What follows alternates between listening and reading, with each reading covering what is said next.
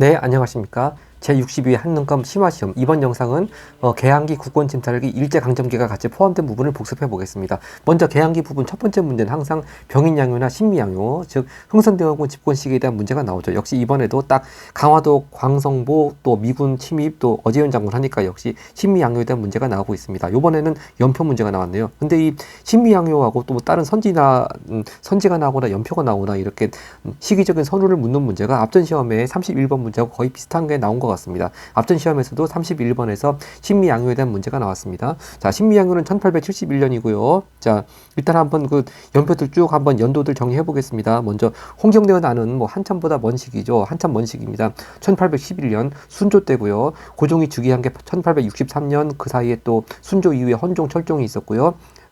제너럴 셔먼 사건, 항상 신미양요의 배경 원인이 되는 사건으로 제너럴 셔먼 사건이 또 선지로 나올 경우가 있죠. 하여튼 근데 연도는 1866년이고 여기서 주의할 점이 제너럴 셔먼 사건이 나왔다고 그래가지고 막바로 다뤄가면 안 되죠. 바로 그 제너럴 셔먼 사건 다음 사건이 오페레트 도굴 사건이 있습니다. 자, 그러니까 제너럴 셔먼 사건하고 거기에 보복하러 온 신미양요하고 자그마치 5년 정도의 간격이 있는 사이에 그 사이에 오페레트 도굴 사건이 껴 있습니다. 1868년. 그렇기 때문에 다로 골라가면 안 되고요. 라로 골라야 되겠습니다. 오페레트 도굴 사건 이후에 신미양요가 있었고 신미양요 이후에 흥선대원군은 더 이상 서양 세력들과 상종하지 말자는 뜻으로 전국에 척화비를 건립합니다. 그런 내용이 바로 앞전 시험 31번 문제에 나왔던 것이죠. 네. 자, 그래서 답은 라가 있는 4번이 답입니다. 자, 그리고 맨 끝에 사건 강화도 조약은 다 아시는 바와 같이 1866년이고 그에 앞서서 바로 척화비 건립하고 강화도 조약 사이에 바로 73년에 흥선대원군이 이제 고종이 친정을 함에 따라 가지고 하야를 하게 됐죠. 네. 그래서 이제 계약 본격적으로 강화도 조약을 통해서 계약을 하게 되는 과정으로 갑니다. 그리고 여기 제너럴 셔먼 사건이 1866년이고요. 이 1866년이 병인년이고 바로 이해 같은 해에 병인양요가 일어났죠. 네, 이렇게 항상 늘 병인양요, 신미양요 나오는 흥선대원군 집권기의 여러 사건들 같이 연표와 함께 정리를 했습니다. 31번 가겠습니다. 31번은 밑줄근 개혁에 해당하는 내용이니까 보통 개혁에 해당하는 문제로 나오면 뭐 가보개혁이든 을미개혁이든 광무개혁이든 뭐 그 셋 중에 하나입니다. 저 그림을 보면은 신기하게도 그 프랑스의 파리 만국 박람회장에 대한제국관이 개설이 됐네요. 이때가 언제냐면은 1900년입니다. 근데 뭐 그 연도를 알아야 맞출 수 있는 문제가 아니고 쭉 보면 황제로 즉위한 뒤 개혁을 추진, 바로 대한제국의 광무개혁이 되겠습니다. 자, 즉 대한제국이 추진했던 근대화 작업들 광무개혁이라고 하죠. 늘 자주 나오는 선지가 뭐 지계 발급 그런 게 나오는데 요번엔 그런 것은 없고요. 답은 3번 관리부학교와 광제원을 설립하였던데 혹시 이게 광제원하고 광해원은 1885년에 세워진 최초의 근대식 서양식 병원 아니겠습니까? 근데 혹시 광제원하고 광해원하고 헷갈렸다 하더라도 다른 선지들은 답이 될 만한 게 없습니다. 1번 건양이란 영어를 사용했다고 하는데 광무개혁 때는 광무란 영어를 사용했고 건양은 아직 대한제국이 수립되기 전 1895년에 을미개혁 때 이제 96년부터 건양이란 영어를 쓰기로 하고 또 태양력 사용하기로 했죠. 2번 신식군 대 별기군이야 뭐 그 전에 1881년이고 또 별기군과 구식군인 차별했다는 걸 원인으로 해서 이모군란이 발발하게 되고 하여튼 광무개혁과는 거리가 먼니다. 4번 선지 방문국 설치에서 한성순보 발간은 1883년이죠. 최초의 신문이고요. 5번 선지 한일관계 사료집을 편찬하고 독립공제 발행했다. 이거는 당연히 대한제국이 망한 후라는 게 감이 올 수 있습니다. 바로 한일 관계 사료집 독립공채는 대한민국 임시정부가 발행을 하고 편찬을 한 것이 되겠습니다. 그러니까 3번을 빼고는 답이 될 만한 게 없기 때문에 답은 3번밖에 없겠습니다. 그래서 광무개혁 중에 하나로 생소하게 나오긴 선지긴 합니다만 관리무학교 설립하고 또 광제원 설립했다. 이 광제원 설립한 때가 이 파리 만국 박람회와 같은 해입니다. 1900년이고요. 의일은 최초의 국립병원이 되겠습니다. 자, 그래서 방금 전에 서두에 말씀드린 광해원하고 좀 구별해야 될 게, 광해원은요 1885년에 미국인 선교사김 의사 알렌을 위해서 고종이 세워준 최초의 서양식 병원이 광해원이고 곧바로 만들어지자마자 이름을 제중원으로 바꾸죠. 근데 이 제중원에 대한 그 자료가 제중원을 자료로 해가지고 문제 나온 것이 뒤에 36분에 또 있습니다. 하여튼 제중원이 지금의 그 세브란스 병원이 되는 것이고요. 그러니까 이 사립의과대학 내지는 의료기관하고 국립병원하고 광해원과 광제원 구별을 해야 되겠습니다. 그 다음 32번 가겠습니다. 32번은요, 늘 나오듯이 동학농민운동의 전개 과정에 대한 문제입니다. 뭐 이렇게 딴 때에 비해 가지고 겉보기에는 심플하게 보이는 문제긴 한데 그래도 뭐 나올 만한 건 다 나와 있습니다. 자, 차례차례 이 순서에 맞춰 가지고 지도에 화살표를 그어가면서 이 동학농민운동의 전개 과정을 순서로 쭉 나열을 하고 있네요. 먼저 당연히 고분 농민봉기부터 시작을 하죠. 대표적인 탐관오리, 또 조병갑 얘기가 나올 것이고, 고부 농민운동부터 해서 황토현 전투부터 해가지고 전주성을 점령하니까 정부와 전주 화약을 체결하고, 자 그러면서 이제 전주 화약 체결과 항상 짜게 되는 키워드가 집광소죠. 전라도엔 집광소를 설치하고, 자 그러면서 또 전라도엔 집광소, 서울에서는 또 그 동학군이 제안하는 동학군이 주장하는 개혁 작업을 하기 위해서 서울에는 교정청을 설치하죠. 바로 교정청 설치 얘기가 1번에 있네요. 그러니까 여기 빈칸에 들어갈 건 아니죠. 그 다음에 이제 전주화학을 체결한 다음에 쭉 개혁 작업을 하고 있다가 일본군이 갑작스럽게 경복궁을 점령을 하죠. 그러면서 한쪽으로는 정부의 개혁 작업을 강요한 것이 1차 개혁이고, 하여튼 이렇게 청나라군하고 일본군이 들어오니까 전주화약 체결 이후에 동학군은 자진 해산을 했는데, 이렇게 외국 군대들이 철수하기니까는 계속 조선에 남아가지고 뭐 경복궁 점령하고 또 일본하고 청나라는 전쟁을 벌였죠. 그러니까 다시 동학군이 2차 봉기를 하게 됩니다. 그것이 이제 가 부분입니다. 그 2차 봉기의 특징은 남접과 북접이 연합을 했다는 거죠. 바로 남접과 북접이 연합, 그것이 답이 되겠습니다. 답은 5번 선지가 되겠습니다. 그런데 역시 그 청일전쟁이 일본의 승리로 마무리되어 가면서 이제 일본군이 관군과 함께 동학군을 공격을 하기 시작합니다. 그래서 결국 우금치 전투에서는 일본군과 관군의 활약을 당하지 못하고 동학군이 거의 전멸당하게 되고, 그러면서 전봉준이 체포를 하게 되죠. 체포를 당하게 됩니다. 바로 전봉준 체포, 이번 선지가 이제 우금치 전투 다음에 이어지게 되겠고요. 네. 자, 이렇게 해서 이 순서를 쭉 맞춰보면은 이 가에 들어갈 내용은 일본군이 경복궁 점령한 이후에 2차 봉기 때 남접 북접 연합, 답은 요거밖에 없겠습니다. 나머지 선지를 보면요, 그 3번 선지 13도 창기군은 이거 동학농민운동과 아무 관계가 없죠. 1907년 정미의병, 특히 정미의병 때 그 정미의병의 특징은 그 전에 대한제국 군대가 해산이 되어서 해상군인들이 가담을 하니까 많이 화력과 전투력이 강해졌습니다. 특히 정미의병이 발전해서 13도 창기군이 되었고, 또 13도 창의군이 서울 진공작전을 추진하기도 했죠. 그리고 4번 선지 안핵사 이용대 파기 이거는 고부 농민봉기 이후에 맨 처음엔 그냥 조선 말기에 흔하게 있었던 농민봉기의 하나로 출발했다가 이렇게 정부에서 안핵사로 파견한 이용태가 이 사태의 책임을 동학교도들한테 좀 많이 전가하니까 거기에 동학교도들이 격분해서 동학농민운동으로 발전하게 되었다고 했습니다. 그러니까 이 안핵사 이용태 파견은 고부 농민봉기 다음 차례로 와야 되겠죠. 네. 자, 그래서 다시 한번 정답을 고르면서 순서를 다시 한번 정리해 보겠습니다. 고부 농민봉기, 그 다음에 안핵사 이용대 파견, 황토현 전투, 전주화약 체결, 집광소 설치, 또 교정청 설치. 물론 교정청 설치를 했습니다만 1차 가보개혁을 하게 되면서 교정청은 폐지가 되고 대신 가보개혁을 총괄하는 기구로 군국기무처가 설치되죠. 그 다음에 이제 2차 봉기 때 남접 북접 연합, 그리고 우금치 전투에서 패배, 그리고 전봉준 체포, 이렇게 일련의 과정 쭉 정리가 되겠습니다. 그 다음 33번 가겠습니다. 33번은요, 조약의 영향입니다. 배경이 아닙니다. 청해 알선으로 서양과 맺은 최초의 조약하면 바로 1882년에 미국과 체결된 조미 수호 통상조약이죠. 앞전 시험에도 61회 그 32번 나의 그 조미 수호 통상조약의 중요한 그 조항들이 일부 나온 적 있었습니다. 물론 그 문제는 강화도 조약하고 조미 수호 통상조약 사이식의 일을 묻는 문제였습니다. 하여튼 이 조미 수호 통상조약 그 구체적인 조항이 나온 건 아니니까 여기선 생략을 하고요. 일단 여기선 영향을 묻는 겁니다. 답은요, 일단 답은 3번이 답이네요. 조미 수호 통상조약 이후에 미국은 조선에 공사를 파견했습니다만 또 조선은 미국에 공사를 파견할 형편이 안 되고 대신 답방으로 1883년에 보빙사를 파견했죠. 보빙사는 일단 그 민혁이 대표가 됐고요. 민혁이 가면 왕비 민씨의 또 친척으로 그 당시 상당히 실사라고 불리던 사람이었죠. 그리고 여기 제가 썼듯이 홍영식 등 나중에 그 갑신정변의 주역이 된 급진개화파도 같이 이렇게 미국으로 같이 이렇게 보빙사로 파견됐습니다. 그리고 보빙사가 했던 활동 중에서 약간 좀 지금 관점에서 봤을 땐 우스꽝스러운 사진 같은 게 미국 대통령을 알선할 때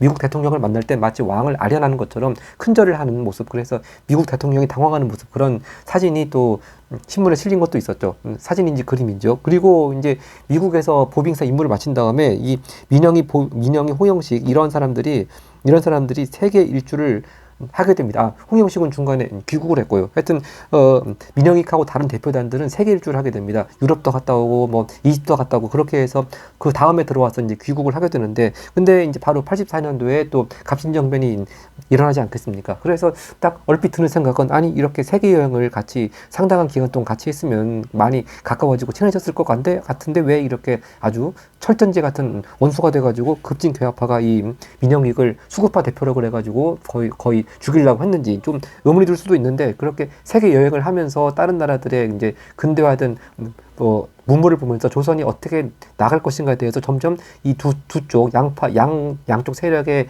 생각이 다르다는 것을 확실히 알게 된 것이죠. 특히 민영익이야 뭐 왕비 친척이니까 그 급진적인 계약을 바랄 리가 없고요. 그러다 보니까 홍영식은 반드시 갑신정변을 통해서 민영익을 제거해야 되겠다고 생각을 하게 된 것이죠. 네, 하여튼 그런 또 보빙사의 운명이 되겠습니다. 네. 그 다음 4번 선지. 4번 하여튼 답은 그거고, 이제 1번 선지. 부산, 원산, 인천 항구가 개항된 거 바로 강화도 조약이죠. 물론 강화도 조약의 내용에는 부산 외 두 곳 항구를 개항한다고만 되어 있고, 원산, 인천은 특정되지 않았습니다만, 일단 원산이 80년, 그리고 인천이 83년에 개항을 차례로 했습니다. 2번, 김홍집이 국내 조선 책략 소개했다. 이것이 이제 좀 주의할 점입니다. 이 조미 수호 통상 조약의 영향을 묻는 것이지 배경이나 원인을 묻는 것이 아닙니다. 일단 김홍집이 일본에 수신사로 갔다 오면서 조선 책략을 가지고 왔죠. 그 책에는 바로 미국과 수교할 것을 권유하는 내용이 있었습니다. 그래서 그 책이 유포가 되니까 특히 영남 지역의 유생들이 많이 반발을 했고, 그래서 일어난 것이 위정착사 운동 중의 하나로 영남 마린소가 일어났죠. 하여튼 그 선지 2번과 관련된 내용들은 조미 수호 통상 조약의 배경이지 결코 이 질문에서 묻고 있는 영향이 아닙니다. 네, 그걸 주의해야 될 것 같고요. 4번 선지, 운요가 영조도 공격, 이건 또 강화도 조약의 원인이 된 거고요. 4번 선지, 개화정책을 총괄하는 통립기무하문 설치. 자, 통립기무하문은 1880년에 개화정책 총괄하는 기구로 설치가 되었다가 82년 임오군란 때 폐지가 되는 것이죠. 하여튼 뭐 미국과 수호 통상 조약의 영향이라고는 시기적으로 보더라도 전혀 뭐 그렇게 볼 수는 없겠습니다. 그 다음 34번 가겠습니다. 34번을 가기 앞서서 여기 그 자료에 나와 있는 앵커가 말씀하신 이 뉴스가 언제 나왔냐면은, 이게 그 작년 12월 달에 이런 뉴스가 나왔습니다.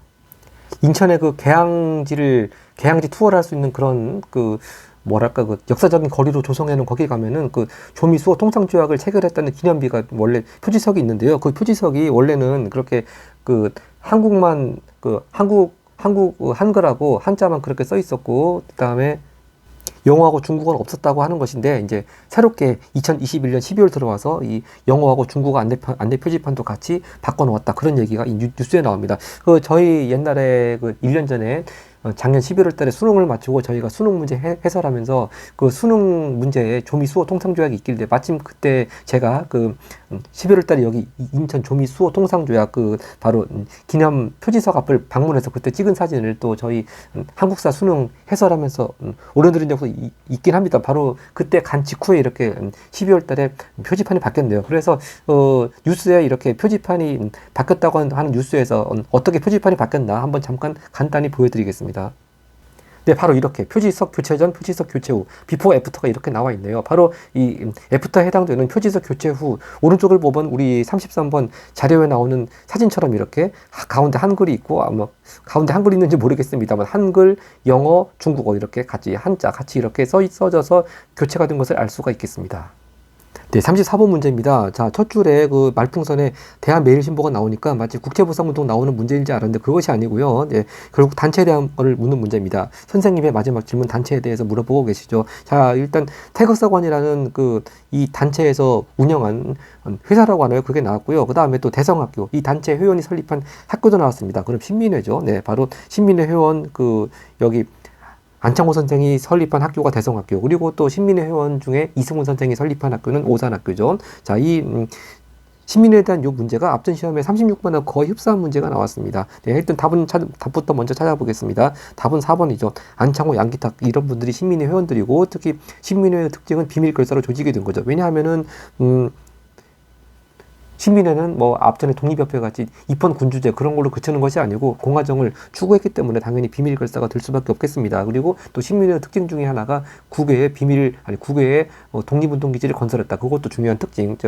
신민회가 건설한 국외 독립운동 기지 맨날 시험에 나오고 역시 이번에도 또 뒤에서 보시는 바와 같이 나오겠습니다. 그리고 뭐 백오인 사건으로 와해되었다. 늘 잘 나오는 키워드 같은 개념들이고요. 자, 일단 답은 4번 찾았습니다. 네. 또 하나 여기 태극서관도 나오니까 또 신민회에서 설립한 회사 같은 것으로 나오는 것이 태극서관 또 자기 회사가 하나가 또 있죠.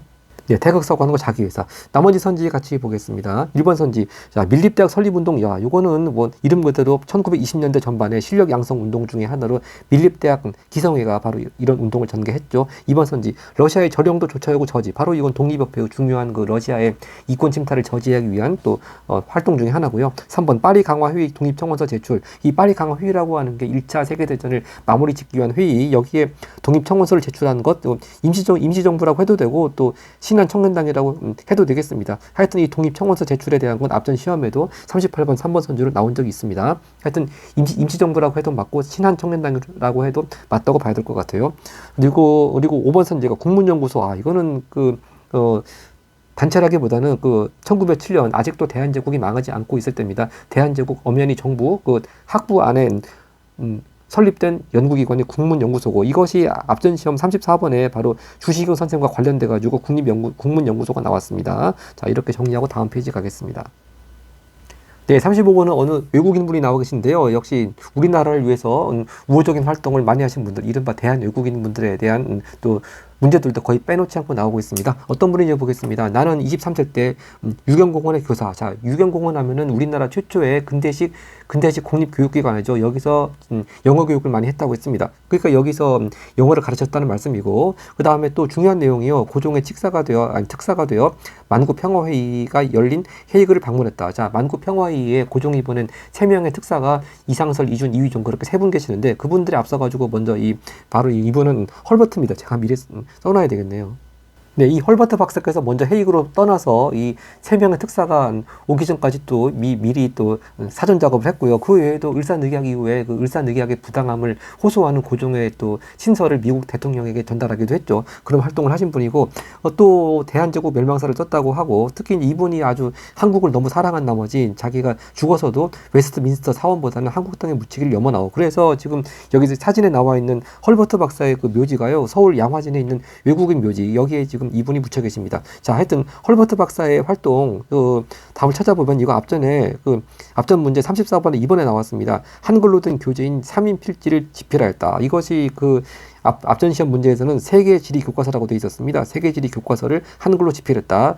바로 헐버트에 대한 문제였는데 바로 앞전 기출 문제에서는 오답지로 나왔습니다만 그것이 또 이렇게 그 다음 회에서는 정답지로 나왔습니다. 그러니까 확실히 기출 문제의 중요성을 다시 한번 알 수가 있죠. 자, 그런데 이 3인 필지가 뭔지 모르더라도 나머지 선지 보면은 이 헐버트 박사 같은 이미지에 해당되는 내용이 없습니다. 1번 보면은 화폐 정리 사업은요, 뭐 이때 대한제국 때 제1차 한일협약에 의해서 재정고문으로 들어온 일본 사람 메가타가 주도한 것이고요. 그리고 3번 선지 여성교육기관인 이화학당 설립했다. 이거는 1880년대 미국인 선교사 스크랜튼이죠. 이화학당 스크랜튼. 그 다음에 4번 선지 7일 인사 스티븐스를 샌프란시스코에서 사살했다. 이거는 외국인이 아니고 물론 스티븐스 자체야 뭐 이렇게 대한제국의 외교 고문으로 들어와 있던 사람인데 을사늑약을 아주 세계 딴 나라들에 옹호하고 다니고 그런 활동을 하니까 샌프란시스코에서 장인환 전명훈 두 의사에 가지고 사살되었습니다. 제가 여기 뭐 장인환 전명훈 좀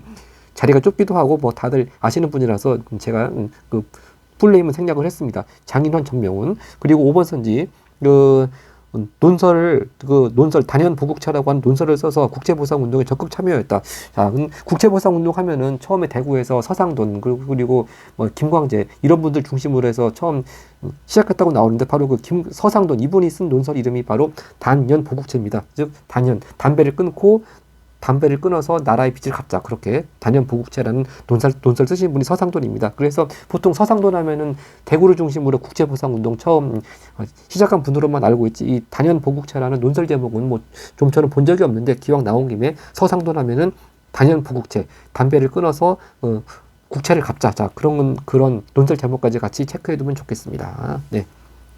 자, 이렇게 정리하고, 그러고 보니까 35번에 나온 그 외국인 분들은 물론 장인환 전명훈 빼고 스티븐스나 이런 메가타 이런 사람들은 뭐 다른 문제들 같이 한국의 우호적인 대한 외국인이라고 볼 수가 없겠네요. 네. 그다음 36번을 보겠습니다.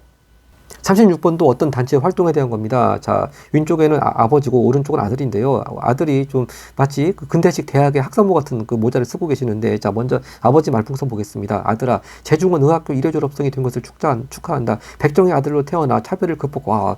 아마 아버지는 전직 백정이셨던 분인데, 그리고 근데 아들은 재중원 의학교를 졸업해서 서양식 의학을 공부해서 이렇게 최초의 서양식 의사가 되신 분입니다. 즉 여기 아버님 이름은 박성춘이고 아들 이름은 박서양입니다. 박성춘과 박서양. 하여튼 이분들 이름이 중요한 게 아니고 아들의 말풍선을 보면은 10년 전 이 단체가 주관한 관민공동회. 그럼 답 나왔네요. 독립협회고 그 관민공동회가 열린 것이 1898년이니까 지금 아들이 이렇게 학사모를 쓰고 있는 건 1908년이 되겠습니다. 자, 하여튼 이 관민공동회에서 아버지의 연설에 감명을 받아가지고 이렇게 열심히 공부할 수 있었다. 이런 말씀입니다. 그래서 아까 전에 그 재중원 얘기가 뭐 할 때 나왔었냐 하면요. 아까 31번에서 대한제국의 최초의 최초의 국립병원 광제원 나올 때 광제원하고 광해원하고는 구별해야 된다 말씀드렸는데, 바로 광해원이 이제 최초의 서양식 병원, 알레를 위해서 만들어진 병원이고, 그 광해원이 곧바로 이름을 재중원으로 바꾼 것이죠. 지금의 세브란스 의과대학, 세브란스 나중에 의학전문학교, 세브란스 병원 뭐 그렇게 이어지는 것이고. 자, 하여튼 독립협회 활동 찾아보겠습니다. 답은 2번 금방 찾을 수 있겠습니다. 일단 협회라는 것만 알면 금방 찾을 수 있죠. 특히 관민공동회에서 정부에 대한 건의사항 채택한 것이 헌의 6조, 또 헌의 6조의 중요한 내용이 중추원을 개편해서 의회 같이 그렇게 중추원 개편을 추진했다. 그것이 독립협회 관민공동회에서의 주요한 활동이 되겠습니다. 근데 이렇게 중추원 개편해서 의회 설립하자고 해서 뭐 왕정을 폐지하자, 뭐 황제를 폐지하자 그런 것이 아닌데, 이제 또 수구파들은 이 독립협회가 황제를 폐하고 공화정을 추구한다. 그렇게 모함을 해서 결국 이제 독립협회는 그 다음에 99년도에 해체가 되게 되죠. 다음에 1번 선지 보겠습니다. 일제 후 황무지 개건권 요구 저자. 맨날 오답선지 단골로 나오는 보안회 1904년쯤에 활동한 단체고요. 3번 농촌 개몽을 위한 분화로드 운동. 이거는 동아일보가 일제강점기 때 1931년경부터 전개한 운동입니다. 분화로드 운동. 4번 선지 외교활동 펼치기 위해 구미위원부. 요건 또 항상 임시정부와 관련된 키워드고요. 4번 선지 여성의 평등한 권리를 주장하는 여권통문 발표했다. 요건 좀 가끔 나오는 약간 생소해 보일 수 있는 그런 개념인데요. 이 여권통문이라고 하는 거 바로 찬양회라고 1898년쯤에, 그러니까 관민공동회 비슷한 시기네요. 서울 북촌의 그 양반 가문의 여성들 중심으로 만들어진 찬양회에서 이렇게 여성의 평등한 권리를 주장하는 여권통문을 발표했습니다. 그래서 이걸 시기적으로 주의를 해야 될 게, 여권 통문하니까 마치 그 신간회의 자매단체 근우회가 연상이 될 수도 있습니다만, 엄연히 일제강점기 때가 아니고 엄연히 대한제국 때인 1898년도에 찬양회가 발표했던 그 내용입니다. 여권 통문. 네, 그래서 좀 시기를 주의해야 될 것 같습니다. 37번 가겠습니다. 그렇죠. 이 36번 바로 재중원, 또 박서양, 박성춘 이런 분들의 얘기도 옛날에 바로 재중원이라고 하는 TV 드라마에서 또 방영이 된 적이 있었죠. 네, 37번 갑니다. 37번은 가나 사이의 일을 묻는 건데요. 가 자료 보면은 역시 정오에서는 나왔습니다. 바로 정오에서는 그 민족주의적 세력과 과도기적 동맹자적 관계를 구축한다. 여기서 민족주의적 앞에 더 몇 글자 더 넣는다면은 타협적이 아니고 비타협적 민족주의적 세력과 연합하자. 이것이 바로 1926년에 있었던 정오의 선언이고요. 나자료를 보면 역시 신간회가 나옵니다. 근데 신간회가 뭐 창립했던 얘기가 아니고 벌써 어느새 해소 문제를 토의하는 그런 회의를 열었다. 그런 얘기가 나옵니다. 자, 그러면 결국 가나 사이에 들어갈 거로는 신간회 활동을 묻는 문제, 또는 뭐 1927년쯤이나 뭐 1920년대 말 그때의 일들을 묻는 문제가 답이 되겠습니다. 자, 그러면 답을 찾아보면요, 역시 1번이 있네요. 결국 이 문제가 신간회 활동을 묻는 문제라고 한다면 대표적으로 짝이 되는 키워드 바로 광주 학생 항일운동이 일어났고, 또 신간회가 이 광주 학생 항일운동에 진상조사단 파견하면서 지원했죠. 광주 학생 항일운동은 1929년이니까 여기 뭐 신간회 해소 얘기가 나온 건 1931년 5월달이 얘기니까요. 충분히 그 사이에 들어갈 수 있는 사실이 되겠습니다. 그자 2번 선지 임병찬이 독립의금부 조직. 1910년대 국내에서의 비밀글사 항상 두 가지 나오는 게 임병찬의 독립의금부, 또 뒤에 나오지만 박상진의 대한광복회 나오죠. 특히 독립의금부의 특징은 복벽주의, 다시 뭐 고종의 밀지를 받아서 만들었으니까 다시 고종을 왕으로 옹립하자고 하는 그런 복벽주의를 추구했다고 하는 점. 그 다음에 3번 선지 독립군이 봉오동에서 큰 승리이자 독립군의 봉오동 전투, 홍범도 장군이 이끄는 대항 독립군이 주축이 된 봉오동 전투 1920년이죠. 네, 그 가나 사이에 가보다 훨씬 전입니다. 그 다음에 4번 선지 독도 유학생들이 이팔 독립선언, 바로 이건 3.1운동 바로 직전 1919년이고요. 5번 선지 조선의용대가 창설된 거, 조선의용대는 바로 중일전쟁 그 다음해인 1938년 중국 관내의 최초의 한인 무장투쟁부대로서의 의의를 가진다고 했습니다. 보통은 김원봉이 이거 조선의용대를 창설한 주축 인물로 나오는데, 또 요즘 시험에는 또 앞전 시험도 그렇지만 윤세주라고 하는 인물도 김원봉과 함께 또 잘 나오고 있습니다. 자 그렇게 해서 다시 정리해보자면은 독립의금부라든지 봉오동전투, 그 다음에 이팔 독립선언서는 가보다 훨씬 앞에 일이고요. 그 다음에 조선의용대는 또 나보다 뒤에 일이 되겠습니다. 네, 그 다음 38번 갑니다. 네, 38번은 역시 그 해외 독립운동 기지 이렇게 지역별로 구분할 수 있는 문제가 나왔습니다. 자료를 보겠습니다. 박용만이라는 인물이 나오고요. 그 다음에 이 박용만 이분이 네브라스카주에서 대학을 졸업하고 쭉 하면서 한인 소년병 학교를 창설하고, 이게 중요한 게 아니고 그 후 이곳으로 건너와 대조선 국민군단을 조직했다. 바로 대조선 국민군단, 그럼 하와이가 되겠습니다. 하와이로 연결을 시켜야 되겠습니다. 그래서 대조선 국민군단이 하와이라는 것만 알면 답은 4번으로 고를 수 있을 것 같습니다. 자, 그리고 이 대조선 국민군단 얘기가 앞전 시험에서는 그 44번 3번 선지로 나온 적이 있었습니다. 자, 그리고 앞전 시험에서는 그 60일의 그 44번 문제에서 1번 선지에서는 연해주에 대한 게 나왔죠. 연해주에서는 권업회, 또 권업신문, 이런 키워드들이 나왔고요. 그 다음에 앞전 시험에서는 안 나왔습니다만 어차피 이 국외 독립운동 기지가 계속 돌려가면서 나오니까 서간도 하면은 또 신흥 강습소 그런 것들이 또 계속 이어질 거고, 또 서간도에 대한 건 또 뒤에 잠시 후에 경학서 나올 때 같이 또 보겠습니다. 그리고 다 멕시코인데, 멕시코는 또 가끔 나오는 그 독립운동 기지라고 할까, 그 숙무학교가 가끔 나옵니다. 숙무학교. 네. 자, 그리고 상하이야 말할 필요가 없죠. 그 다음 페이지 가겠습니다. 네, 39번 문제는요, 그 국외 독립전쟁을 이끈 독립운동가 두 분이 나와 계신데, 결국은 늘 한능검 단골로 나오는 바로 1930년대 전반의 만주에서의 한중 연합작전에 대한 문제입니다. 즉, 만주사변을 일본이 일으킨 다음에 31년도에 그 만주 지역에서 남만주와 북만주에서 한국 독립군 부대들하고 또 중국 의용군들하고 연합작전으로 일본군과 싸우는 그런 전투들 늘 나오죠. 자, 바로 왼쪽에 나와 있는 가에서 그 조선혁명군 총사령관으로 이끄신 분이 양세봉 장군이죠. 특히 양세봉의 조선혁명군은 남만주 지역에서, 그리고 오른쪽에 지청천 장군입니다. 바로 한국 독립군 총사령관, 나중에 한국 광복군으로 또 넘어와서 한국 광복군 총사령관도 했습니다. 바로 북만주 지역에서 활동한 한국 독립군 지청천 장군입니다. 그래서 남만주에서는 조선혁명군, 또 북만주에서는 한국 독립군, 만주사변 이후에 1930년대 전반에 만주에서 한중 연합작전을 펼친 대표적인 부대들입니다. 그런데 늘 항상 단골로 나오는 문제들 선지에는 또 중요 전투 이름들이 나왔는데, 여기는 대전자는 전투밖에 안 나왔습니다. 근데 이게 딱 답이네요. 바로 한국 독립군의 대표적인 승전 전투가 대전자랑 전투죠. 답은 3번이 되겠습니다. 그래서 이 한국 독립군의 대전자랑 전투에 대해서는 앞전 시험에서도 43번 2번 선지로 나온 적이 있었고요. 자, 1번 선지, 가가 조선혁명강부학교를 설립하였다. 자, 조선혁명강부학교는 바로 의열단을 만든 김원봉이 설립했습니다. 양세봉과 관련이었고요. 2번 또 대한광복회 조직, 이것도 아까 제가 독립의금부 할 때 말씀드렸습니다만 1910년대 대표적인 국내에서의 비밀결사단체 대한광복회는 박상진 선생이고요.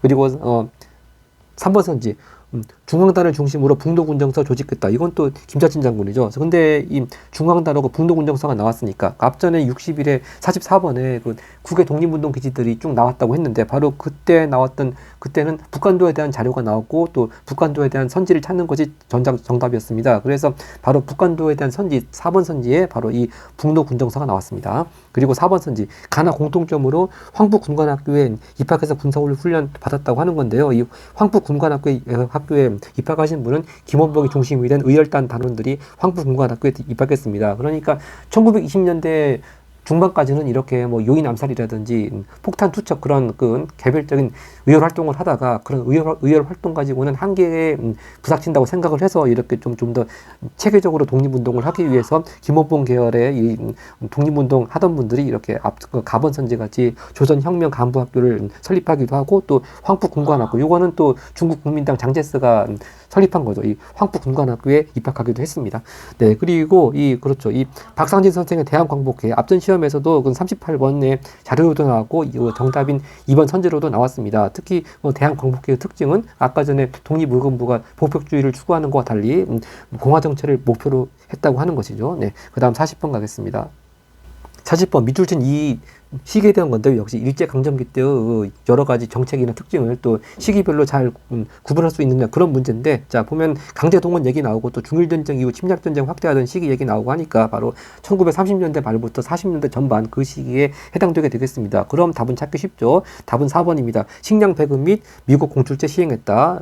그리고 나머지 선지들 보면은 1번 치안유지법 공포, 이건 뭐 너무 자주 나왔으니까 다들 연도들 외우실 것 같아요. 1925년도에 치안유지법 공포되고 그 이후부터 이제 많이 독립운동가들을 탄압하는 법률로 그렇게 쓰였습니다. 2번 선지 토지조사령 제정은 1912년, 그리고 3번 선지 헌병경찰제도 실시. 그러니까 토지조사령을 제정한 연도를 정확히 모른다 하더라도 이 토지조사령, 그 다음에 헌병경찰제도 실시, 요것들은 다 1910년대 대표적인 일제 정책들이고, 그 다음에 5번이 좀 생소할 수가 있는데요. 이 자료에 부합하는 이 일제가 한창 전쟁에 광범하는 이때는 또 민족 말살 정책을 하기 위해서 학교 이름도 지금의 초등학교에 해당하는 학교를 국민학교로 바꾸죠. 근데 국민학교가 아니고 보통학교로 나오니까 이 자료에서 묻는 시기하고는 좀 아니다, 그렇게 감을 잡아야 될 것 같습니다. 바로 이 보통학교의 수업연한을 4년으로 정한 거는요, 1910년대에 있었던 조선 교육령의 내용이 되겠습니다. 그래서 기왕 나온 거, 이 1910년대 주요 특징 중에 맨날 자주 나오는 토지조사령, 그리고 헌병경찰뿐만 아니고 이렇게 보통학교 수업연한 4년, 이것도 같이 또 체크해두면 좋을 것 같습니다. 자, 그리고 오늘 영상 마지막 41번 가겠습니다. 네, 41번 가 정보에 대한 설명인데요. 이 여성분들이 단체 사진을 찍고 계시는데, 이제 이분들이 한국혁명 여성동맹의 창립 7년 창립 기념 사진이라고 하는 것인데, 이제 이 단체는 충칭에서 대일 선전 성명서를 발표한 이 정부, 그러니까 결국 충칭에서 대일 선전 성명서 발표한 정부는 대한민국 임시정부죠. 물론 처음에 대한민국 임시정부가 수립된 곳은 상하이긴 합니다만, 이렇게 중일전쟁 이후에 중국 국민당 정부를 따라가지고 어느새 충칭까지 가 있었습니다. 그리고 이 대일 선전 성명서라고 하는 게 일본이 1941년 12월에 하와이 진주만을 공습하죠. 그래서 바로 그 직후에 대한민국 임시정부도 일본에 대해서 이렇게 선전포고를 하는 대일 선전 성명서를 발표했습니다. 하여튼 대한민국 임시정부라고 하는 감을 잡았으면은 답은 찾기 쉬울 것 같습니다. 답은 5번입니다. 삼균주의, 바로 조수왕 선생이 기초해서 만든 이 삼균주의를 바탕으로 한 바로 건국강령을 41년 11월 달, 그러니까 진주만 공습 바로 직전이네요. 41년 11월 달에 이 건국강령을 임시정부에서 공포를 했습니다. 예. 나머지들 보면요, 설사 이 건국강령을 잘 모른다 하더라도 답이 될 수 있는 게 없습니다. 1번 선지 좌우합작 7원칙은요, 정부라기보다는 46년 즉 1차 미소 공동위원회가 결렬되니까 좌우합작위원회가 만들어졌고, 그래서 그 해에 좌우합작위원회에서 발표한 게 좌우합작 7원칙이고요. 2번 선지 한인 자치기관인 경학사 조직했다. 이거는 아까 전에 그 신민의 얘기 나왔습니다만, 또 국외 독립운동 기지로 서간도 얘기도 나왔습니다. 바로 서간도 삼원보 지역에 이렇게 한인 자치기관으로 경학사를 조직했고, 이 경학사가 또 나중에 부민단으로 또 계승이 되죠. 네, 이렇게 경학사가 부민단으로 계승되고, 하여튼 이 경학사 부민단 또 이쪽에서 아까 전에 우리 봤던 신흥강습소도 또 설립이 되고, 나중에 신흥무관학교로 발전되고, 그렇게 서간도 삼원보 지역에 또 신민과 관련된 중요한 또 키워드가 되겠습니다. 그리고 3번 조선혁명선언을 활동 지침으로 삼았다. 이것도 늘 나오는 의열단과 관련된 중요한 키워드죠. 단재 신채호 선생이 의열단 행동강령으로 만든 조선혁명선언. 그 다음에 4번 선지 한글 맞춤법 통일원과 표준어 제정, 이건 조선어학에 대한 거고 뭐 어느 정부에 대한 거라고 볼 수가 없겠습니다. 자, 답은 그렇게 해서 대한민국 임시정부 충칭 대일 선전 성명서, 그리고 삼균주의를 기초로 한 건국강령 선포, 이렇게까지 같이 키워드 연결하고, 일단 이번 영상은 마치고 또 다음 영상에서 해방 후 현대사 같이 이어가겠습니다. 네, 고맙습니다.